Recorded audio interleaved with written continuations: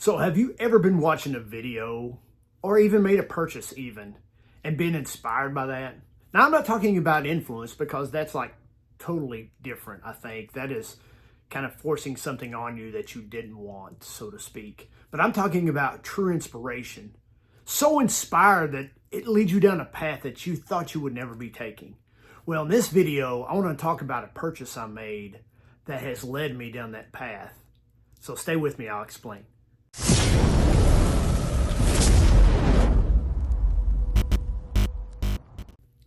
So while working on my Pete Rose registry set, I came across this card. The 1971 Topps Greatest Moments of Rose. And I've been looking for this card for quite a while, but really couldn't find one that I liked in my price range. So I threw an offer out to the seller. He declined it basically immediately. So I waited a little bit and sent out another offer. And lo and behold, he accepted it like a day later anyway. And this card just got me looking at other 71 Greatest Moment cards and just kind of appreciating them and appreciating the set, the 71 set in total.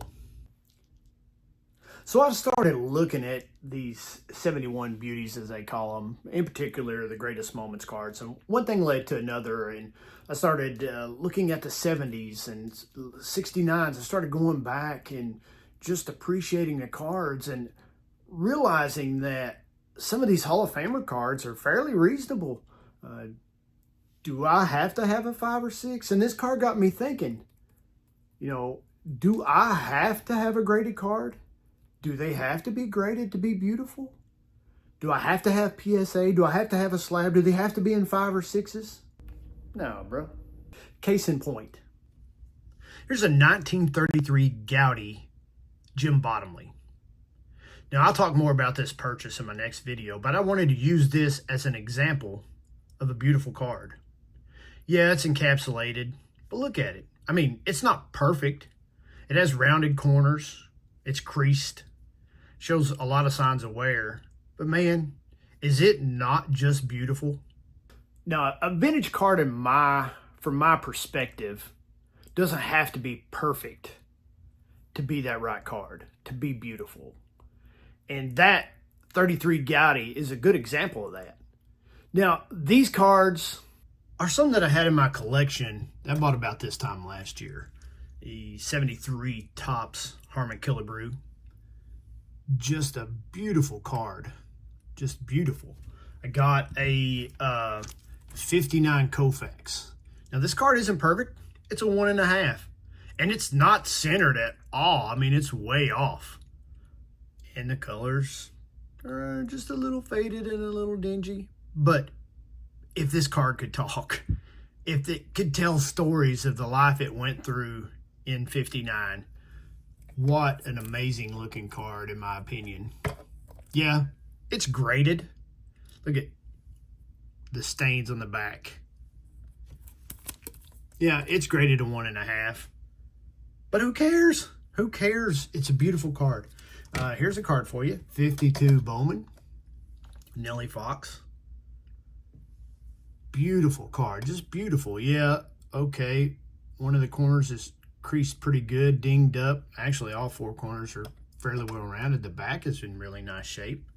But, man, it's just history. It's a little bit of cardboard history right there in your hands. From 1952. 1952, this card is what? I can't do my math. 78 years old? It's just crazy. Now, these other cards I want to share with you are not graded.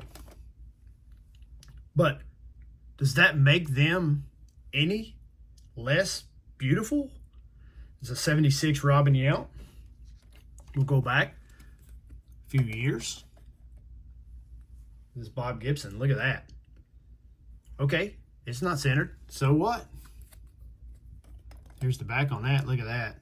The artwork and the coloring. Just the old Topps logo up in the left-hand corner there. Just beautiful. One of the best pictures of all time. Then we got a 73 Aaron. Look at that. Just now the old flip, the old snap together, snap tight isn't the best in the world. It's all scratched up, so it kind of makes the card just a little more blurry. I need to switch that out. But and look at all those stats on the back. That's just crazy. Card 100. But it's a beautiful card. Does it have to be in a slab? Does it have to be graded to be beautiful? So I was watching the latest episode. It might not be the latest. I was watching an episode of, it's called The Odd Couple. It's Tony from Southern Collector and Mike Petty. Everyone knows those two guys, I'm sure. And Mike kept using the word my appeal, not I appeal, kind of, but my appeal. And man, that just hit home with me. There is no wrong way. There is no right way to collect baseball cards, vintage baseball cards. The only right way to collect baseball cards is if it meets my appeal. And my appeal may not be your appeal, but that doesn't mean it's wrong. And man, just think about that. How do you like collecting? Do you collect slabs? Do you collect raw? There is no wrong way. It's my appeal. That's cool. Hey, that's all I got. Thanks for tuning in. Thanks for hanging out with me. I really appreciate it. I had fun making this video, and stay tuned to my next episode where I share some pickups that I made at my most recent card show. And man, I'm excited to share those with you. You've seen one of them today, hint, hint. So until next time, guys, collect what you love what you collect, and make sure it meets my appeal. Until next time, peace.